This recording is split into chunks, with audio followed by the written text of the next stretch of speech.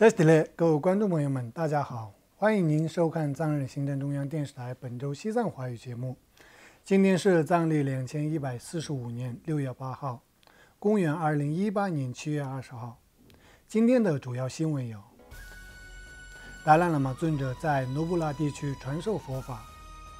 美国国会山举行达赖喇嘛尊者83华诞庆祝活动；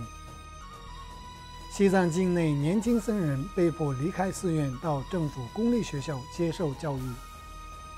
休斯皮肯先生表示：“我曾住西藏，吃西藏饭，西藏是我的生命。”下面请看详细内容。西藏精神领袖达赖喇嘛尊者于7月13日在印度北部拉达克努布拉地区的德斯克镇尊者行宫广场向数千名各族民众传授了佛法，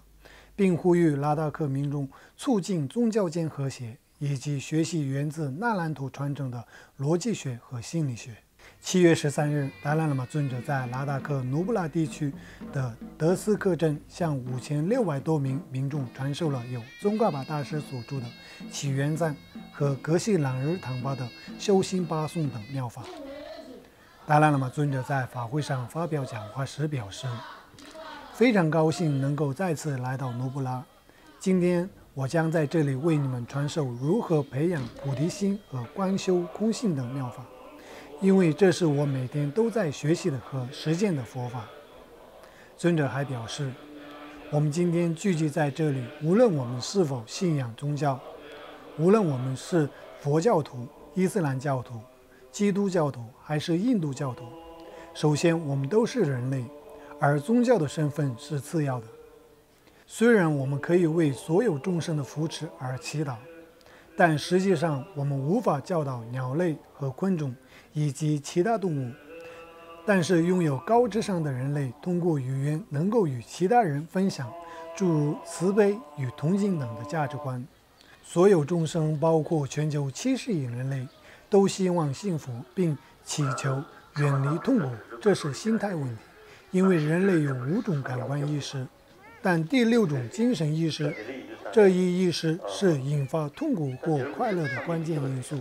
我们可以欣赏迷人的舞蹈，聆听动人的音乐，品尝美味的食物或陶醉于各种乐趣中。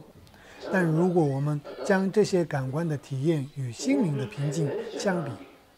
心灵的平静更强大，也更持久。在法会结束后，达赖喇嘛尊者还会见了拉达克、特图克、普章和德斯克地区的穆斯林社区成员。尊者在发言时回顾了从5世达赖喇嘛时期开始伊斯兰教徒与藏人之间的良好关系，并赞扬了目前定居在查姆克舍米尔首府斯里兰卡的藏人穆斯林，将西藏的传统文化传递给了他们的后代子孙。And Afghanistan also, and then Pakistan also some problem. 达赖喇嘛尊者在返回德斯克甘丹扎西曲林寺的途中，参观了最近落成的贾玛清真寺，在寺内进行祈祷仪轨，并向伊斯兰教徒发表了讲话。各穆斯林长老和领导谈到达赖喇嘛尊者如何获得诺贝尔和平奖为主的其他奖项，赞扬了尊者促进所有宗教传统之间的和谐，以及促进世界和平所做出的贡献。达赖喇嘛尊者向穆斯林信众发表讲话时，首先表达了谢意。尊者表示：“众所周知，当前整个世界是互相依存的。在过去，每个国家都可以独立存在，但是从当前全球经济的角度来看，我们是互相依赖的。”尊者还指出，911事件发生以后，每当听到或看到诋毁伊斯兰教的行动时，尊者极力维护该宗教，因为伊斯兰教和其他宗教传统一样，主要向世人传达慈悲与同情的信息。尊者还回忆起一位穆斯林领导人的话：“引发流血事件的人不再是一个真正的穆斯林，因为真正的穆斯林会对所有的人伸出慈爱之手。”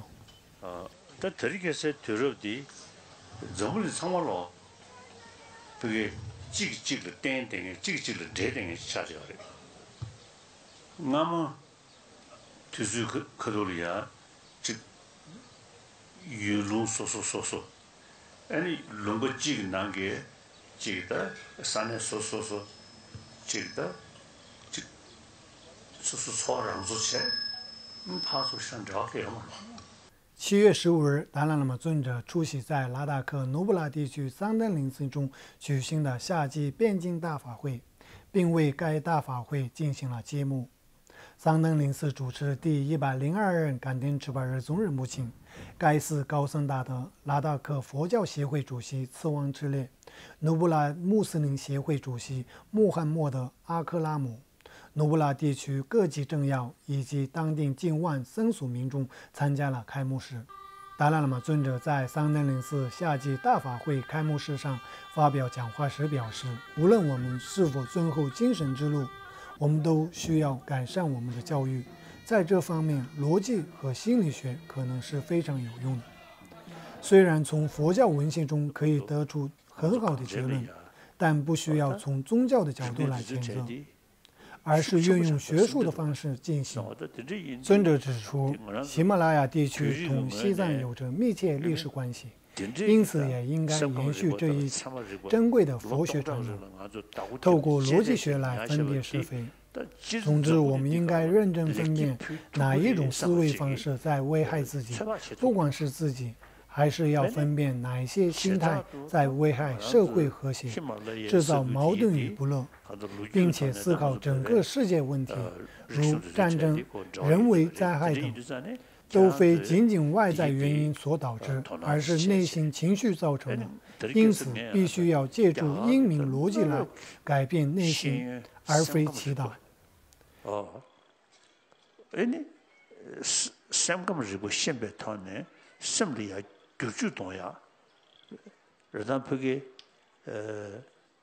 간다지 랑샹을 보게 너버 쟁에기 애니 지 가시고 이모션 어때서 제디 너람 때문에 내가 차도 말해 내가 참게 내가 차도 말해 좀제 상단 남도 잡는데 여버지 나라라 남도 간다 간게 나줄 팽기도 가 남도 간다 간게 누구도 가 뒤임지도 않네 7月16日，达赖喇嘛尊者在桑登林寺广场向聚集的数千名僧俗民众传授发心密印与三主要道等妙法。达赖喇嘛尊者在法会开始前向在场的信众介绍了所有宗教都倡导慈悲的共同点，以及宗教间保持和谐的重要性与可能性。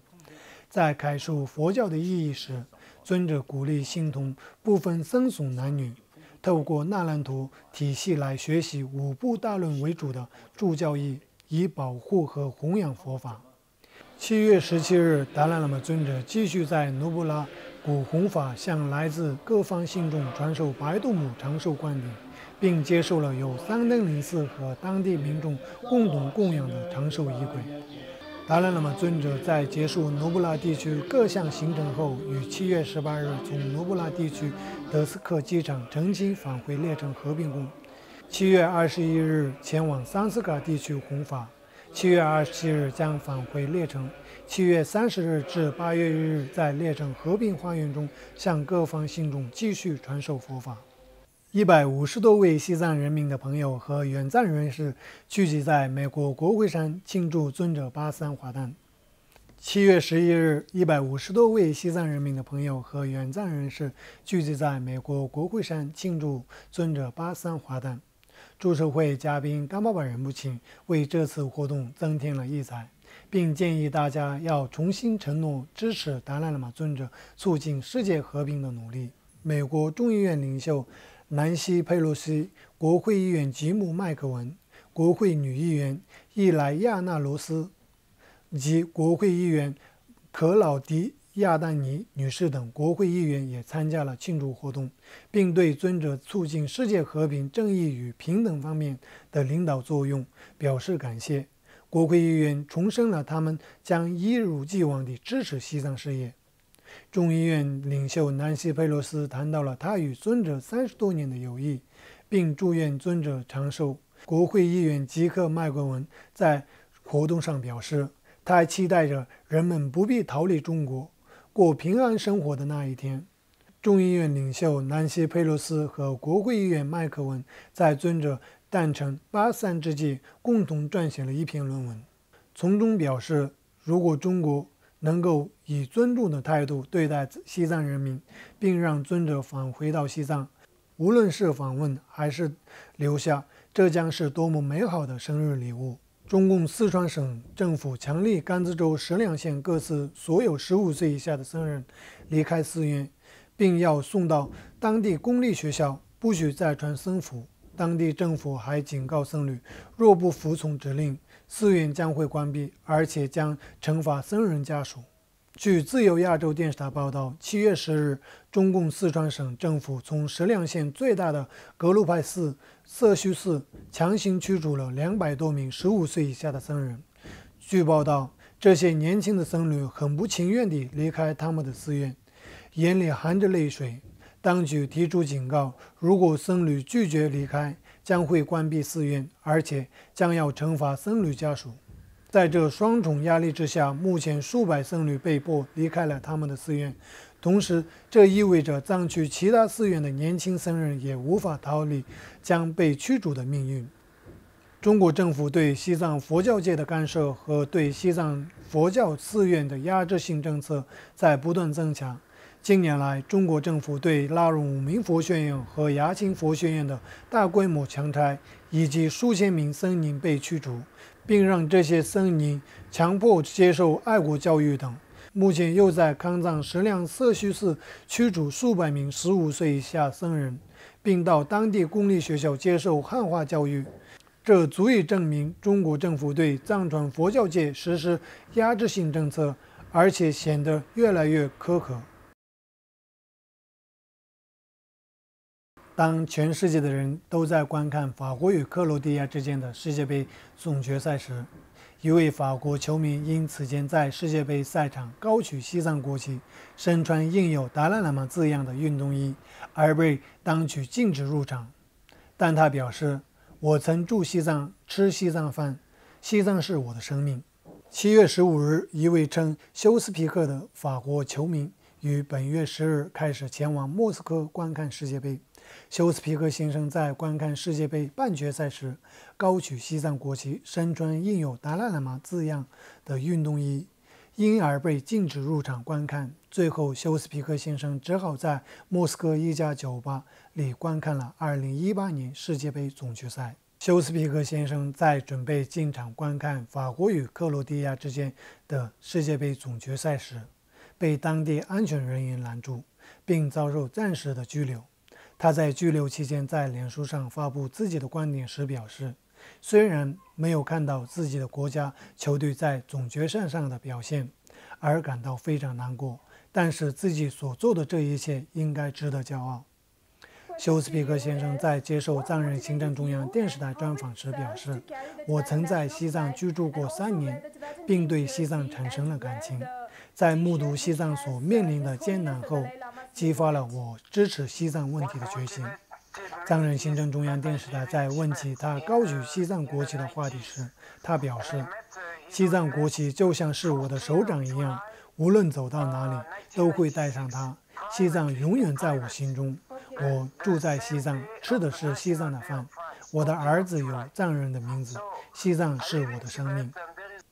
观众朋友们，藏人行政中央电视台本周西藏华语节目就到此结束了，感谢您的收看，我们下一期同一时间再会，谢谢。